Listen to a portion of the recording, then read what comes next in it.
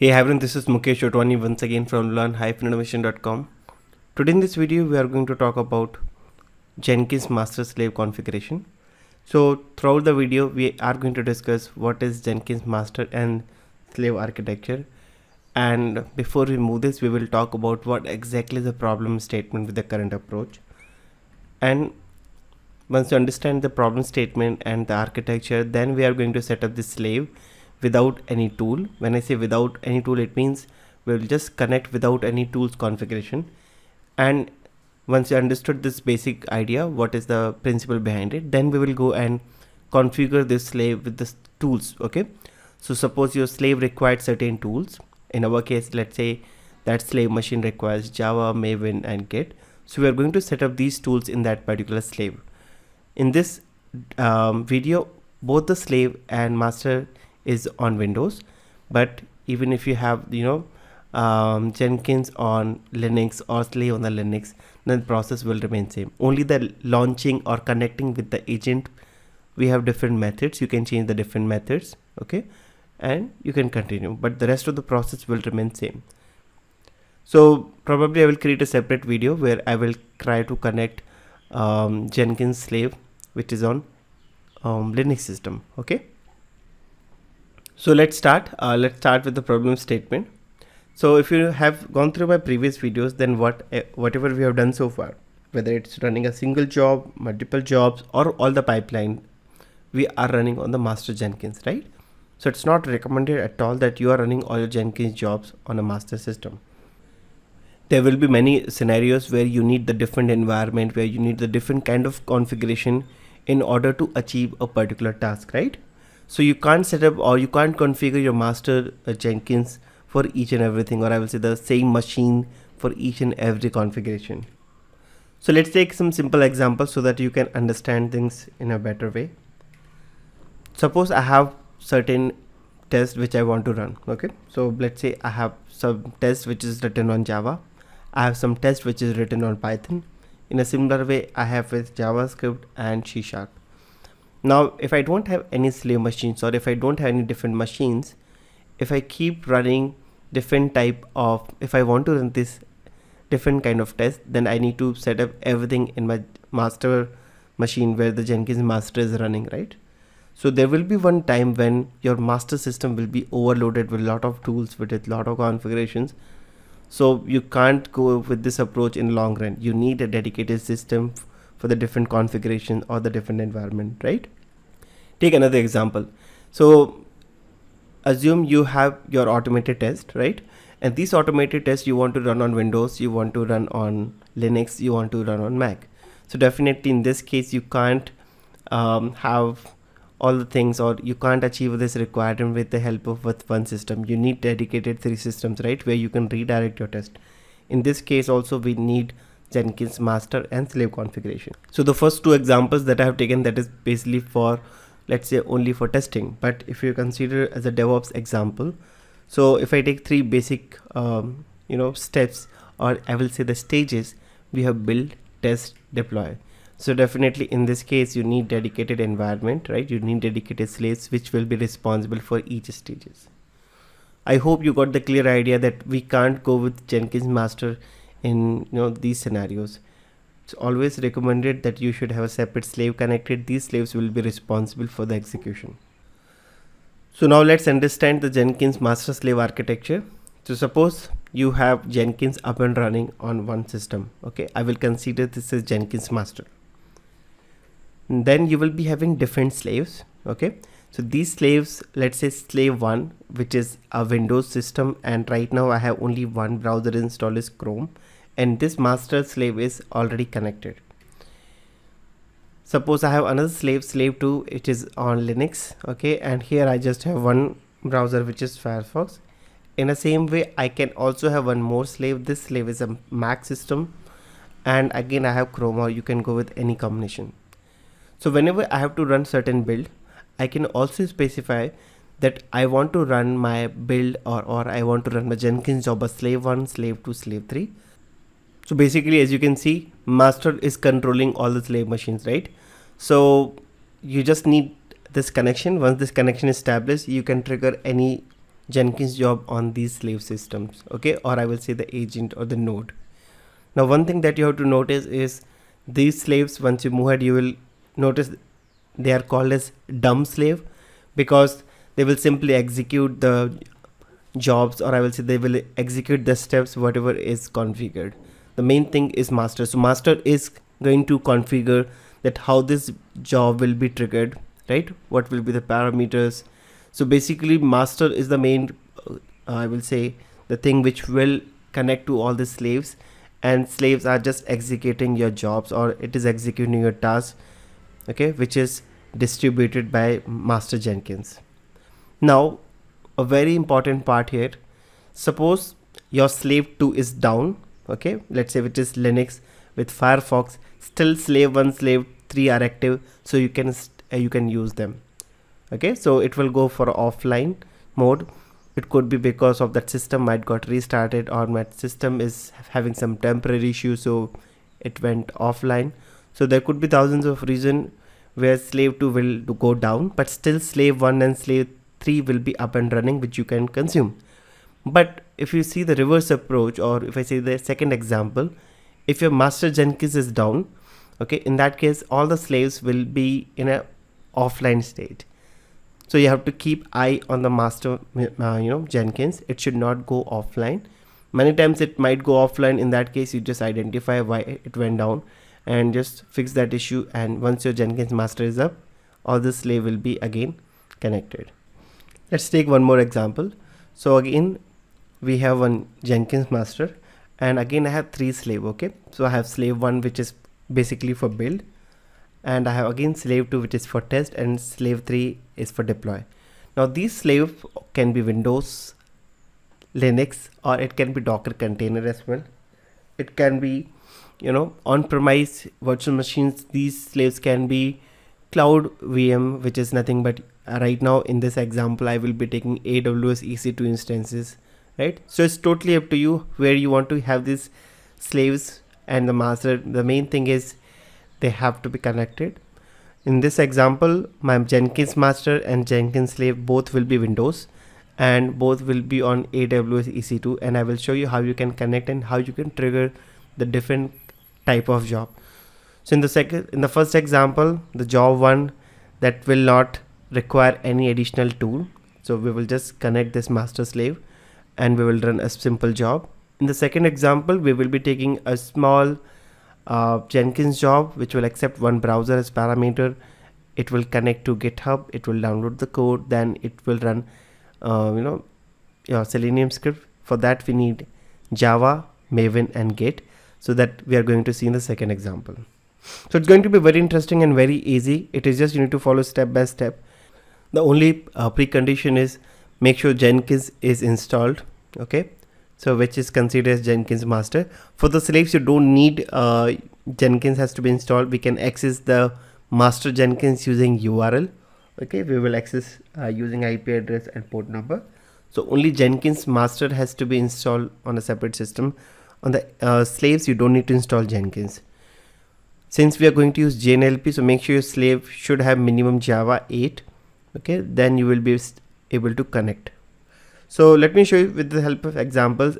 Okay, so let me show you the same configuration. So as you can see right now I'm on my AWS dashboard. So right now I have booked 2 instances, one is master and one is slave. So both are Windows 2019 server edition. So let me show you these 2 instances. So this is my master Jenkins, okay. So as you can see I have installed Jenkins on this particular instance. The process is exactly same guys that we have discussed earlier. I installed Java and I just downloaded jenkins.var file and I have executed, and this is how it is working. So same process, and this is my IP address, right, 3.197.147, and this is the port number. So this is my master Jenkins, and the same Jenkins I can access now in another instance. So as you can see I have another instance. So from this instance I'm trying to access the master Jenkins. So it means now both the traffics are allowed. It means I'm able to access Jenkins master from another systems as well. That is the first precondition. Now in order to do this master slave configuration, what exactly I'm going to do, So this will be my master Jenkins. Okay, and we will connect this particular instance, or I will say VM, as a slave. So whatever jobs I will be running here, that will be executed on this particular slave. Okay, so let's do one by one. So step number one, make sure that you are able to access the Jenkins master in that another system which you want to make it as a node or slave. Once you're able to do that, click on manage Jenkins and let's click on slave. Okay, so if you come down here, if you see, we have managed nodes and cloud. As you can see, this is the master and this is the same master machine, and this is the architecture, which is Windows Server 2019. Okay, the free disk space and so on. Now I'm going to create a new node. Okay, so when you create a new node, now you can give the node name. I will give this as Windows slave, or I will say Windows slave, and click on permanent agent, click on OK. Now basically it will ask you a few things. So first of all, description, that what exactly this node is all about. So you can give any description. I will give this name as please use this node for test execution. You can use for build activities and for deployment activities as well. Then we have number of executors, that how many executors you want to have. So I will make it 5 executors. Now this is very important. You can see remote root directory. It means where exactly all these nodes, or I will say all the information about the jobs, will be stored, because in this particular node we will be running multiple jobs, right? So where exactly it will store all the data. So that is what is remote root directory. So as you can see, this is my slave machine, right? So I will just create a root directory. So let's create a new folder. I will create a new folder here and I will say node data. Okay, and you can give this path. So this is the basically directory path we are giving. So remote root directory, and this is the main part label. So this is just for node name, but this is exactly the label that we will be referring while running our build. Okay, so you just give this some meaningful name so that others can also use the same label while execution. And now if you see the usage part, so we have two options. One is use this node as much as possible, and the second one is only build job when you have certain label expression which is matching with this node. It means whenever you will run certain jobs, and if you provide this label name, then only it will run. So as of now I will select the second one. Then you have launch method, that how you want to launch this node. So we have multiple options. So as of now I will select the first one, which is launch agent by connecting to the master. And if you're using the Linux instances, or I would say Linux node, in that case you can go with SSH. Since both are Windows as of now, I will go with the first option. Click on this option called use WebSocket. Now click on the save button. So basically it will create your node. Okay, so right now this node is offline because right now we have not connected. So if you want to connect this, so just click on this option, and now you can see we have multiple ways to connect. So do one thing, let's copy this URL and I will launch this URL in the slave machine. Okay, so I came to the slave machine. Now let me open the Google Chrome, and here we will give that same URL that we have copied. So it should be able to access, right? So this is the actual slave machine, if you notice, and this slave machine I want to connect. So when you talk about the different ways to connect, the first one is you can use this launch button, which is basically launch agent from browser. The second and third option, you can use this agent.jar file. So I'm going to show you the first one. Okay, so before we launch this, let me check which Java version I have. So let me just open command prompt and let me just type Java space -version. So basically this node has Java 8 291. Perfect. Now let's click on this launch option, and you can see it is asking us to download one JNLP file. Click on keep and it will download this JNLP file. Click on this file and it will simply start your Java, And yes, it is simply asking you, do you want to run this application? Click on this option which is do not show this again and click on run. It will take few seconds and you can see now this agent is connected now. So just refresh and you can see. Okay, just hold on. Let me show you both the instances. Come on, just a second guys. Yes, this is my master. Let me refresh. And yes, so if I go back to the nodes, one is master, which is basically this system, and this is Windows slave, which is this system, right? Now if I want to run certain test to the agent, I can do that now. So let's do one thing. Click on the dashboard. Let's create a new job and I will give this job as job 2. Now it's totally up to you guys, because once you are done with your master slave configuration, it's totally up to you. Do you want to run the freestyle project, pipeline, Maven projects, multi-branch pipeline, and so on? So I will just select a freestyle project as of now and I will click on OK. Okay, so let's do one thing now. Let's build this. So again, there's no restriction. You can run any command.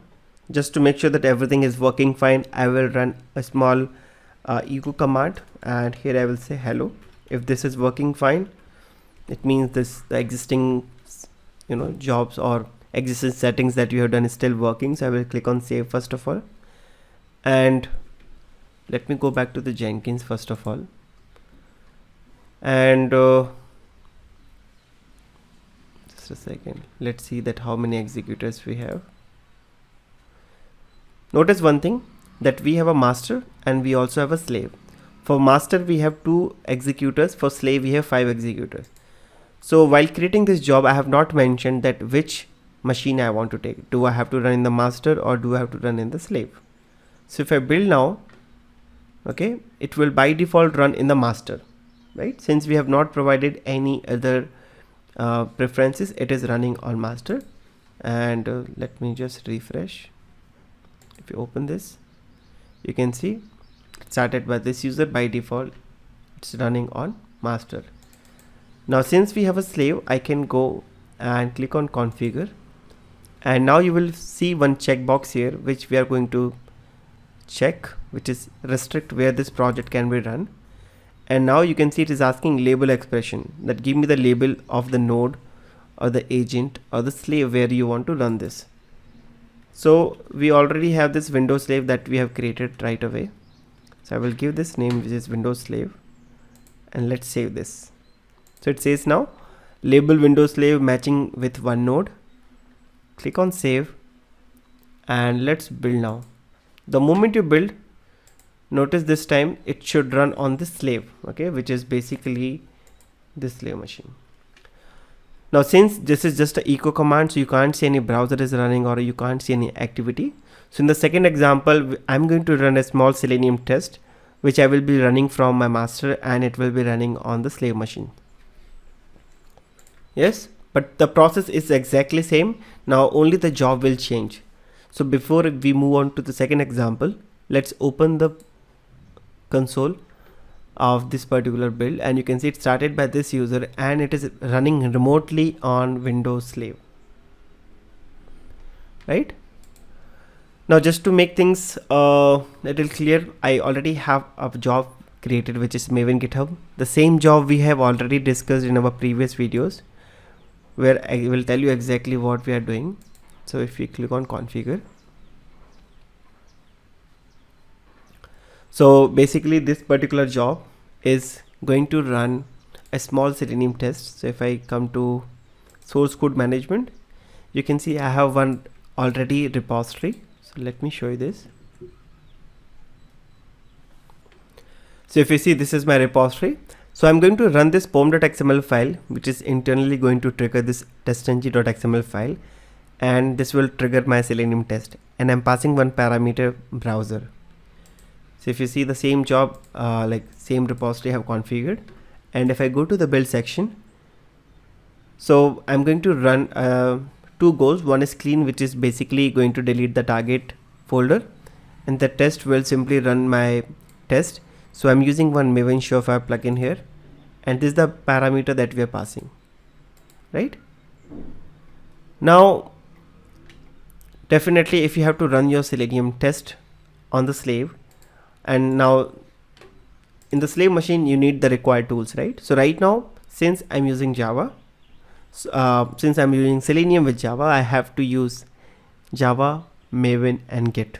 Okay, so this particular slave which I'm using, this already have these three things installed. So let me show you this. So let me open command prompt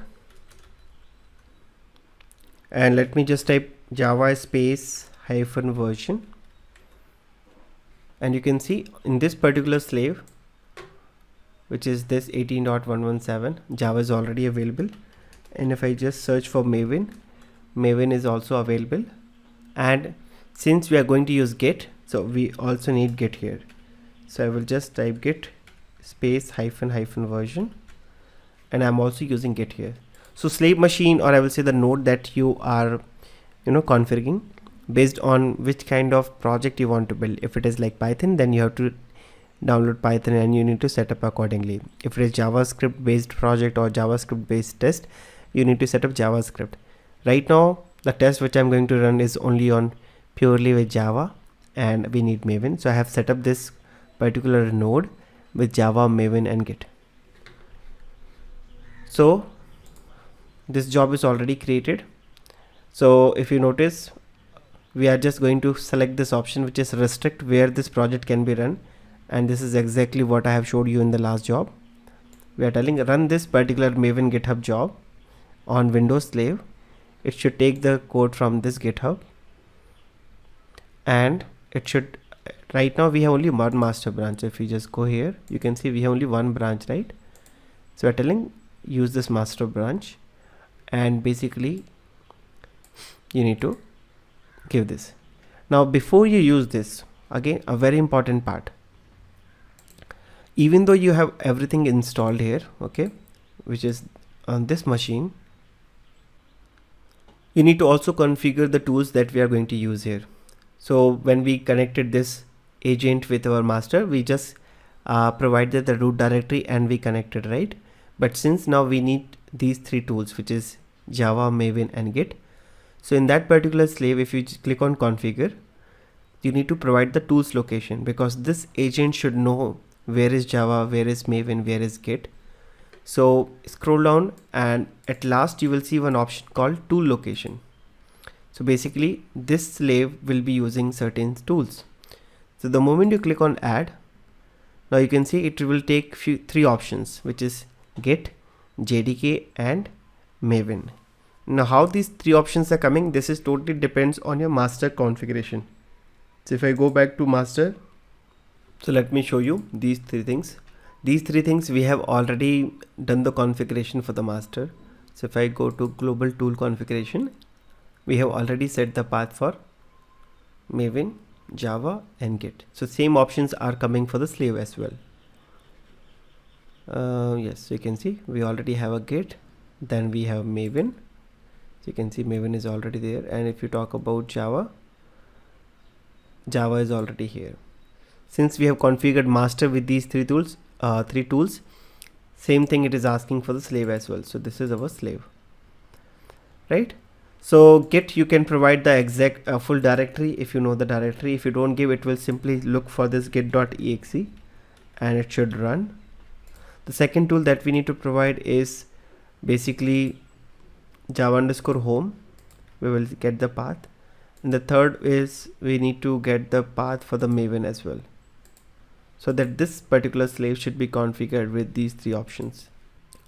So let me show you the tools location. So if I open this C drive, and you can see I have already downloaded Maven on the C drive, and I got this zip file. When I extracted, I got this folder. So this is the basically the path that we need to set. So again I will come here in the Maven_home, I will set this path.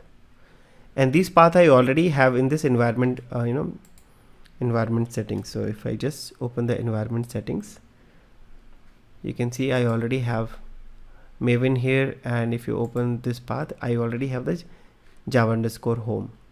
Same thing we are going to set here. You will find Java inside program files and Java, and this is our Java_home.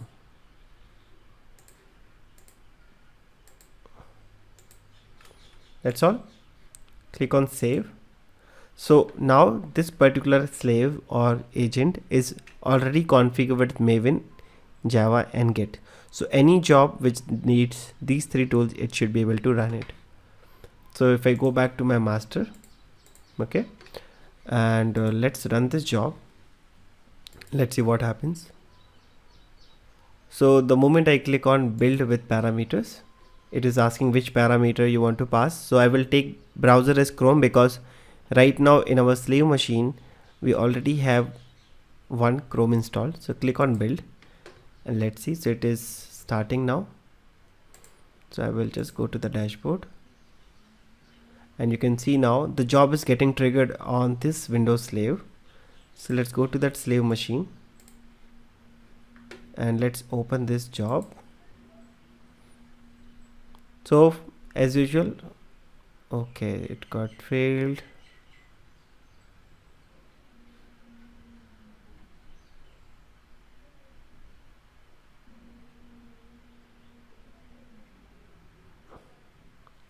Okay, so as you can see, it says cannot run program git. Okay, so we did a small mistake while changing the tools location. So let me do one thing. Let me go back to dashboard again, go to this Windows slave, click on configure, and scroll down. Okay, this should be git.exe. By mistake it was git comma.exe. Let's save this and let's run this job once again. So this job basically you can trigger from any machine, because ultimately it is hosted on your master. So click on build with parameter and click on build. It should start, and it is running on Windows slave, which is basically this slave only. And now you can see it's pulling the code from GitHub, and once this code is pulled completely, then it is going to run this ambient clean test with -d equal to Chrome, and it should start my test here. So let me open both the instances. Just notice guys, this is my master Jenkins on the left hand side, and on the right hand side this is my slave, and the test is running on the slave machine. Yes, here you go. So this is just a very basic test, right, which is just doing a simple opening the browser and checking the title. That's what we are doing here. So the test is running now. Yeah, so if you open this build, yes, and if you see, it is dumping the complete data in this root directory that we have configured, right? So which is C drive node data. So if I open this C drive and if I go to node data, which is this, so you can see we got this workspace. Click on workspace, and these are the two jobs that I have executed. So job 2 and Maven GitHub. So if you open this Maven GitHub, then you can see it has downloaded the complete code, and basically it is running our pom.xml file, which is running internally testng.xml file. So that's how you can do this master slave configuration, and I will say master node configuration. So let me do a quick recap so that you will have a clear picture what exactly we have done. So basically we have one Jenkins which we will consider as a master Jenkins, okay?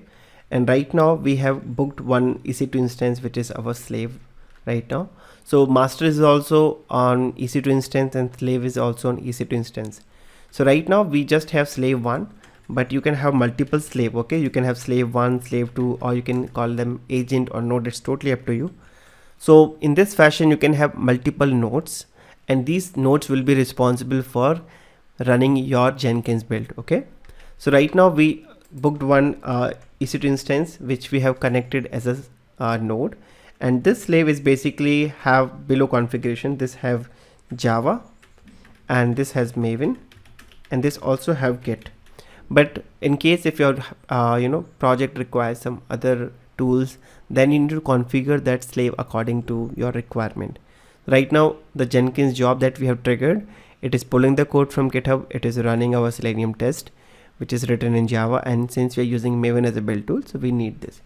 So in case if you have multiple slaves, so suppose you also have again a slave 2, this slave 2 could be a Linux system as well, where you will be simply building some applications and you will be deploying it, right? And slave 3 could be a basic, again a Linux system, which will be simply responsible to run some performance test, or it could be for any other usage. Totally up to you. There's no restriction as such that how many slaves you can connect. It's totally up to your use case. So right now the one which we have done is the first one. We have connected this master with this node which is slave 1, and we are running our test. I hope it is clear now. In case if you have any other question related to master slave configuration, please let me know. And in case if you're new to this channel, then make sure you subscribe this channel, share with your friends, and I will see you in the next video. Have a nice day. Bye bye.